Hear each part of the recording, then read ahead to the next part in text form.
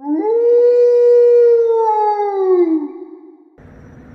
know you guys wanted to hear this thing. Let's start it up.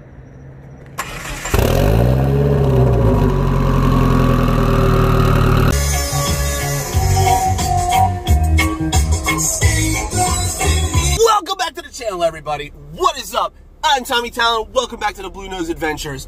Today, we're in the truck. Obviously, we're in old school Jack Nicholson, the Honda Ridgeline, the tow vehicle, the Bluenose support vehicle, the everyday driver. So guess what we're doing today? We're gonna go to a motor vehicle. We're doing it. We're going to register the car. Well, we're basically gonna register the car. So, I got accepted for a classic car insurance on it through Grundy. Guys, check out Grundy. Today's video is sponsored by, it's not really sponsored by Grundy, but check out Grundy. They give me a great price to insure the Talon, the Bluenose. I'm super excited. So we are going to activate the insurance as of today. And then we are driving over to motor vehicle. Well, in Florida, they call it a tax collector, which makes more sense because the government just takes all your shit away. So we're going to go over to motor vehicle today. We are going to get a temporary tag, so I can actually drive the Bluenose to the DMV tax collector or the office, so they can do what's called a VIN check. Basically, they're going to have an officer walk out to the vehicle, and they're going to check the VIN number on the vehicle to make sure it matches the title and everything else as well. And then we will transfer the title, we will get plates, it will get registered, and we will be able to drive it. About time, right? So, I don't want to waste any more time. Let's get going. Woo! Alright guys, so we finally got to the tax collector, the DMV. As you can see, my number is B218. B218, I think they're on like B100. This shit's gonna take forever. So I need to actually get a temporary tag in order for me to bring the Bluenose here so they can have a police officer come out. He's gonna do a VIN inspection, basically check the VIN number that is on the vehicle, and then it's good to go. Then we can get it registered. So there's two separate processes for this. It's very annoying. So we're just gonna hang out, wait here for a little while. Hopefully they'll call our number soon, and then we can get going. I don't know what the fuck people are yelling. Bunch of idiots around here though. All right, let's go inside of this nightmare of a place. 2,459 at station 15. Welcome to hell. Pretty cool art though. This is my nightmare. B218, B218. Anybody else want to trade? I have B218. It's a good number. It's a cool painting. What is that, 911 Turbo? This thing's friggin' ripping up the mountains. Badass. What's up, bird? Oh my god, a puppy. A puppy. Yes. Woohoo! Yeah, buddy. We got temporary registration. All right, now we gotta go home. I'm gonna jump in my Maserati right here. Yeah, okay. Now we gotta go home and get the car. We're gonna come down here. It's a 10-day registration, so 10 days we have the car, so we can actually go get some gas in it, and we'll bring it back here for them to do the VIN inspection, and we'll get the actual plates for it, and that's it. First drive in the Talon in Florida. Only me and my wife get to see this, but guys, we're going to grab some gas for the first time. Let's go. Oh yeah, baby. Yeah. Well, this is the first place that this thing has gone. Oh my god, let's pump some gas in this thing.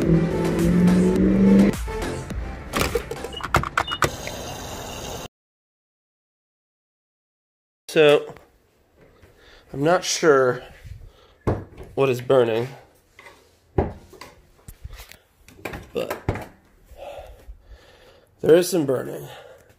I have some smoke coming from down here. It smells like oil coming from down there. Not too sure. But other than that, I mean, it drove okay. But as you can see, a little bit of smoke coming from down here.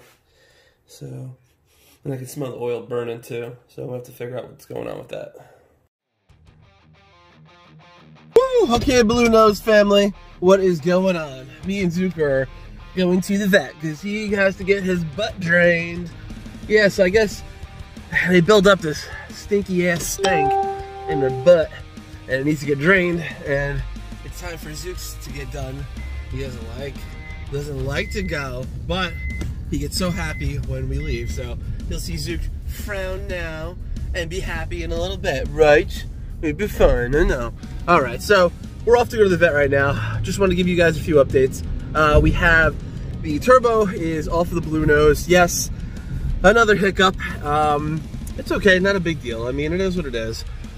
We did see a little bit of burning once we drove the car. I did only drive it down the block. I went about a mile down the road to the 7-Eleven that's near my house, and I noticed that there was a little bit of burning sensation. I saw a little bit of smoke, and it was coming from what looked like the drain. Now, I wasn't 100% sure where it was coming from, but I did see it, and I smelled oil burning, so, you know, I inspected everything, couldn't see what was what, so I decided to take the turbo off and see exactly what was leaking. So it does look like that the drain was leaking, but unfortunately, under further inspection, I did notice a couple of nicks on the wheel. I wasn't 100% sure about the turbo, so I sent it out to a buddy for him to check it over, and if it needs to be rebuilt or replaced, we will have that done. Hopefully, it can just be rebuilt and it's not, you know, scrapped or anything. Should be okay. I don't foresee it being, you know, completely destroyed or anything like that. But there was just a few nicks in the wheel. I'll put a picture of that right here.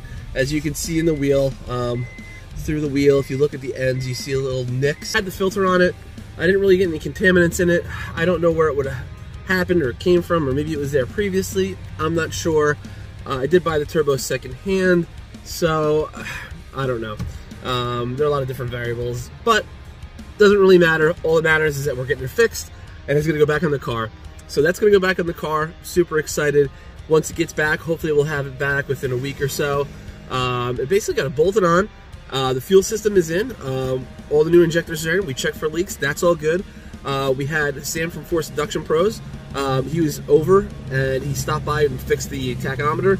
We need to get a tach adapter for the ARC box, the ignition box that we have in the car.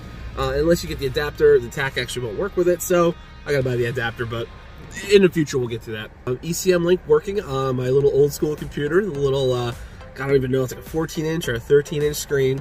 But it's really cool. And I'm gonna actually make a mount for it in the car, so you can actually log, you know, when you're driving, you have it something like right here, just so you can be able to see the screen and mess with it. And, you know, if Zook wants to do a little tuning, he can do some tuning, or order pizzas, or whatever Zook does. So yeah, that's all good to go. We have to send in some logs as soon as we get the turbo back bolted on, make sure there's no more leaking, and then we can have Kevin, our buddy at 6 Sigma Tuning, go through it again. We're gonna put a new tune on the car and finally drive it and break it in. I do want to throw the suspension on that I do have for it, and I want to get some new tires for the Evo 8 wheels that I have, just so I'm not rolling around on older Hoosiers. It looks cool, but unfortunately, you know, if I want to put some miles on it, it's definitely smart to put some all-season tires, or, you know, even some, you know, newer tires at least on those Evo 8 wheels that I do have. So, all right, guys, I think this is it right here. Yeah, this is the old Mitsubishi building in Tampa. Let's go and try to see if we can check it out. Cool, there is an entrance here. The gate's kind of open. There's cars blocking it. I can't get through here. Yeah, sorry about that. No, I'm a big Mitsubishi guy, so like I'm just curious, like what happened to the dealer and stuff like that. Yeah, I don't know the details. All I know is that they ended up having to close at some point, and they just got bought back out, and when they did, they wanted security here to make sure no one took nothing.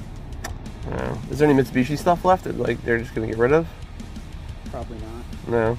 And if there was, we're told to keep people from taking it, so. Oh, alright. Sorry about that. Oh, no, it's all good. Can I like walk up to the front? Because I saw like a Mitsu thing inside. If I can just take a picture. I don't have to like be inside or anything, but. I'd honestly prefer if you didn't. Okay. Alright. I'll just see if I can get it as a drive-by or inside or something like that. Yeah. Alright, cool, man. Well, right. Have a good day. Yep, Take care. Alright, guys. Well, that's the story. Alright, so we'll abide by the rules. We're not going to go in there and try to, you know, walk/break in. But let's see if we can like pull up over on the road a little bit. See if we could zoom in and get a couple of quick pictures or something. It's not really the best place to stop right here, but let's see what we can do. All right, DSM fam, this is the old building, the old Mitsubishi building. It closed down a little while ago. I guess you can see see it, so it's right here. We're trying to pull over there and get a little bit more video for you guys just to show you. But I mean, I thought this was a little bit of a cool piece of Mitsubishi history. Figure I'd show you guys. We're actually near Raymond James Stadium, downtown Tampa. That's where this building is. And supposedly the guy was telling me he got bought out and it's going to end up being something else. So let's see if we can get a little more footage from the front of the building. Check it out. All right, guys, so this is the front of the building. Inside it says Tampa Mitsubishi. Oh man, I'd love to get that sign. I don't know if I called to get that. So there it is right there. Let me get out real quick and I'll do a little more. I wanted to show you guys, I don't know what this guy's doing, but he's pulling in. Let's see, somebody's pulling over here. Nah, he's gonna keep going. So this is the old Mitsubishi building. It shut down, I think a few months ago, if not last year at some point, but pretty cool. Let me zoom in, you can see that it says Tampa Mitsubishi inside there. I'll show you guys. But we talked to the security guy. They said that, you know, he would recommend us not going on the property, so we just pulled over, take a quick video just to show you guys in the vlog a little bit of Mitsubishi history. So anytime we can, we will do that. And that's it. So here's a little preview of what it looks like, and let's keep going. There it is, Tampa Bay Mitsubishi. Pretty cool, guys, pretty cool. I do remember a while ago, I drove by here while it was still Mitsubishi, probably about a year ago, I'd say. And I remember they had a Subaru STI in the front of the lot for sale. So RIP Mitsubishi here in Tampa. So I guess we're gonna have to find another Mitsubishi to go to in the meantime to do some more video. But little cool piece of history here. Figured I'd show you guys. So let's keep going. Alright guys, so the street class is up. That's the one our buddy Chris is in his GTR that is qualifying for. They basically did a 20-mile drive, possibly maybe a little bit longer, and now they're doing a first round, so let's show you a little bit of it right now. He's over there somewhere. He's up after these guys in these Mustangs, so we're going to see that coming up shortly, so check it out. Alright, Chris is on the far lane.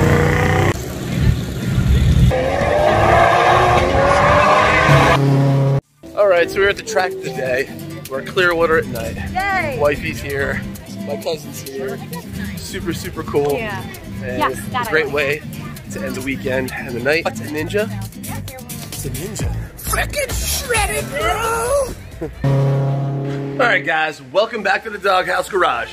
So today what we got going on, we are actually pulling out the interior. As you can see, we already have one seat out, a portion of the back seat out. We're getting everything prepped for all the Recaros to go in and for the leather seats to go in as well. So right now we're just unbolting everything, taking it out. I have somebody else that's interested that's coming to pick that stuff up today. So yeah, let's just get to it. Let me show you what's going on. All right guys, so these seats are in very, very nice condition. No sunwear, no tears, no rips. I mean, these are great seats, but as you all know, I do have the Recaros and they're going to look awesome. And what you need to take a whole interior apart is a 14 millimeter, a 12 millimeter, and a 16 millimeter, and that's it. And you can literally take out all the seats in the car with just those tools. So let's get to it. Let's take out the other seat and let's roll. So tips and tricks for all the kids out there. Get a blanket, get a towel, get something, and put it on your sill here. Because when you take the seats out, you know, you don't want to scratch anything up. So just precautionary. Always nice to not fuck up your own shit. All right, let's do this. Just so you know, so on these are the bolts, the front bolts for the seat. These little plastic pieces just clip onto there. Just how you take them off. You can pry up a little bit and then just pull them out. Super easy. Just don't break them because they're kind of difficult to find. So that's just a process. I had to do that. So unbolt it. All right, so these are the back ones. We got those out. The next thing you gotta do is to take the mount off here. This goes to the seatbelt bracket. So you have to unbolt that and then unbolt the bracket and then it pops right out. So let's take those off. So here's the seat belt. Follow that down. You have two bolts right here, 1 and 2. I'm gonna take those off. All right, guys. So we have the Evo seats and we have the rear leathers to go put into the car. So the Bluenose is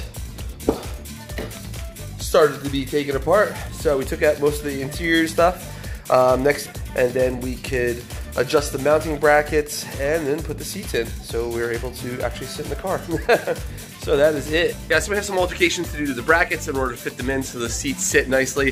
The factory seats are basically off-centered, so you have to actually off-center the aftermarket brackets that they do sell for a wedge. So those are going in the next few days. I will update you with some more, and let's go.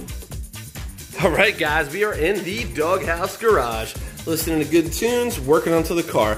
What we have going on now, as you can see, interior is out. We start to put the seats in. You can see the one driver seat in right there. This is the next seat. So these are 2006 Evo 9 Recaros. They came in 2 different versions.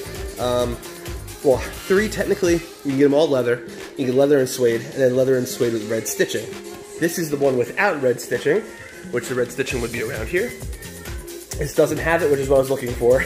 These are the ones I drove, I don't even want to talk about it, really, really far away to get.